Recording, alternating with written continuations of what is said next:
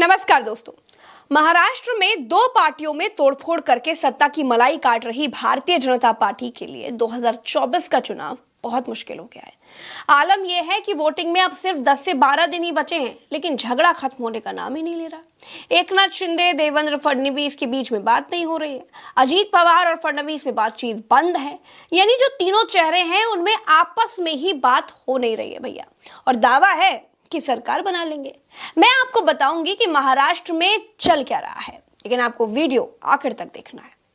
दोस्तों, महाराष्ट्र चुनाव से पहले ही अजीत पवार ये कह रहे थे कि वो फडणवीस और शिंदे दोनों से सीनियर हैं, लेकिन डिप्टी सीएम ही रह पाए, मुख्यमंत्री नहीं बन पाए। अगर बीजेपी उनको सीएम बनाने का वादा करती है तो वो पूरी एनसीपी को ही अपने साथ ले आते। उनके बयान पर देवेंद्र फडणवीस ने कहा कि अगर किसी के पास एक विधायक भी होगा तो वो भी सीएम बनना चाहेगा।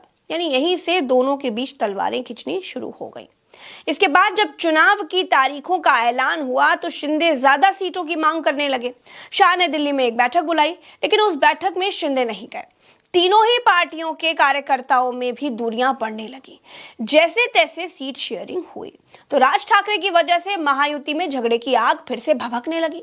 दरअसल माहिम की सीट पर राज ठाकरे ने अपने बेटे अमित ठाकरे को उतारा तो बीजेपी अंदर अंदर राज ठाकरे का सपोर्ट करने लगी, क्योंकि बीजेपी को राज ठाकरे के सहारे अपने हिंदू वोटों में इजाफा जो करना था।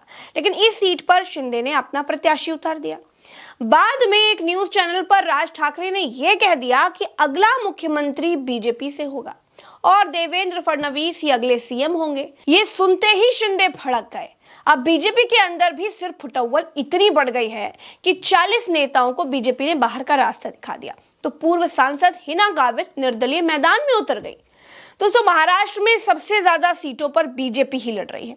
ऐसे में बीजेपी की पूरी कोशिश है कि अगर बहुमत मिले तो सीएम तो बीजेपी का ही होना चाहिए, लेकिन इसके लिए शिंदे और अजीत कभी तैयार तो होंगे नहीं। कहा तो ये भी जा रहा है कि 23 नवंबर के बाद शिंदे के कई सांसद मातोश्री की तरफ जा सकते हैं। यानी महाराष्ट्र के नतीजों का असर दिल्ली पर भी होगा। और इधर राहुल गांधी ने नागपुर की धरती से बीजेपी पर बहुत जमकर हमला बोला। एक बार फिर संविधान का मुद्दा बन गया है, देखिए। और ये जो किताब है, ये सिर्फ एक किताब नहीं है। इस किताब में महापुरुषों की सोच, हिंदुस्तान की आवाज है। इस किताब में, इसमें अंबेडकर जी की आवाज है, फूले जी की आवाज है, गांधी जी की आवाज है, बसवन्ना जी की आवाज है, नारायण गुरु जी की आवाज है, बुद्ध भगवान की आवाज है। उन सब की आवाज इस किताब में। और हिंदुस्तान की आवाज, गरीबों की आवाज, दलितों की, पिछड़ों की, कमजोर लोगों की, किसानों की आवाज इसमें है। अब दोस्तों, महाराष्ट्र की लड़ाई में जीत किसकी होगी ये तो 23 नवंबर को पता चलेगा, लेकिन लड़ाई बड़ी दिलचस्प है। महायुति का झगड़ा मोदी और शाह दोनों के लिए टेंशन है, क्योंकि दोस्तों अगर महाराष्ट्र हाथ से निकला तो ये गुजरात लॉबी के लिए किसी बड़े झटके से कम नहीं होगा। फिलहाल के लिए इतना ही। चलते हैं, चैनल को सब्सक्राइब जरूर कीजिएगा, वीडियो को शेयर करिएगा। नमस्कार।